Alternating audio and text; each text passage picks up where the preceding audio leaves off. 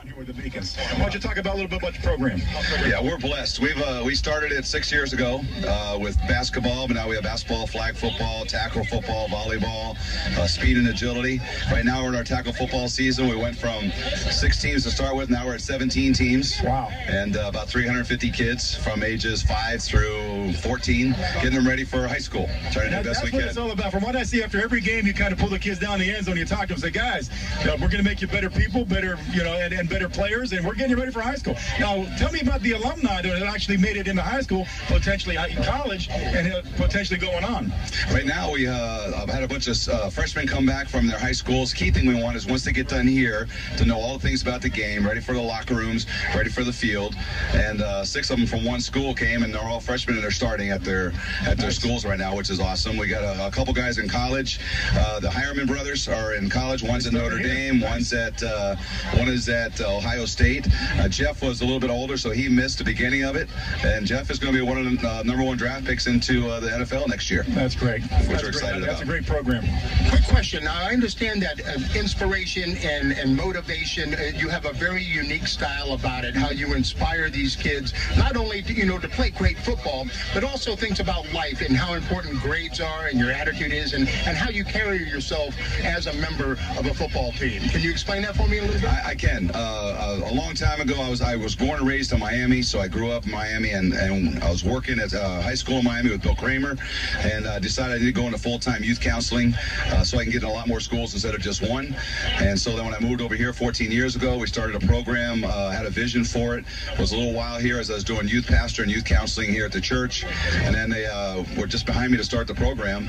And the key thing is, we want to raise young champions, is what we tell them all the time. And a champion is one who fights for a cause. And so we use the champion as an acronym: build courage, build honor, make sure they're authentic, just being themselves, being masculine, being protectors, having integrity, being obedient. And this last week we covered nobility, and next week we're covering service. Just that's the way to be a champion. All right, another quick question. Now, you're teaching all these wonderful things to these kids that you're not seeing in professional sports now. All the problems that are going on, Major League Baseball with professional athletes there, and the attitudes, and especially in the NFL now, that these kids, these are their idols, all right? They want to grow up and they want to get the $1 million contracts. How do you explain to these kids that there are much more important things in life than that $1 million contract? Well, one of the key things that we try to explain to them is that they might make it to that level, and we hope they make it to that level. When they make it to that level, the struggles and all the pressures that are going to come upon them are things that we want to prepare them for right now. A lot of the kids that we have here, girls and boys right now, it's mostly guys, but we have cheerleaders also. But a lot of them that we have here, they come from single parents. Most of the time it's a single mom that's raising them. That's one of the main reasons we started outreach, to get the kids involved and bring the dads in alongside. And we got a lot of the dads coaching and getting them more involved in the families. But a lot of these guys in the NFL, and I work for the NFL, I've been working 20 years now just doing Super Bowls and stuff. Had the privilege of doing that starting a long time ago. And you see, there's big kids. These guys are 23, 24 years old, 25 years old when they're done, and they don't know what to do after that. What do I do after the game is over? And I teach the kids all the time. Sooner or later, the game is over. Who you are, type of man you're going to be, type of husband you're going to be, future coach you're going to be, teacher, whatever. This is what we're trying to build in them right now. And that's why I like the name of the program. It's the Beacons. You want to be a beacon. You want to be the shining light to show people the right way to do things. You want to be the person that people look up to. And I tell you what, each one of these little kids walking off the field, they feel that they are a beacon, and they want to be the shining light for their school and everything else that they do.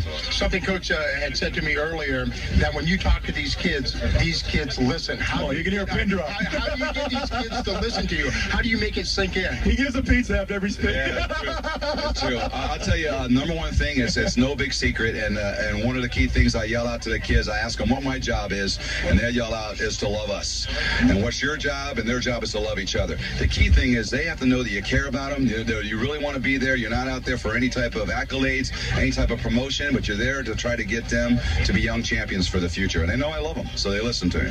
Well, thank you very much. I've heard nothing but great things about the program. Best of luck to you anytime we can do something for you. And you can understand why, Steve, why First Baptist is the program it is today. Absolutely. We got Coach V here taking care of business, starting these kids out young, getting them in the right direction. Well, no wonder First Baptist is kicking booty. That's why they're killing people. And that's what we're expecting tonight. We're about 15 minutes away from kickoff here. The First Baptist Lions are taking on the Moorhaven Terriers. We're expecting a great game tonight. It's a district game, and we'll be back with more high school football action here on 98.9 WGUF, Naples. Bulls FM Talk.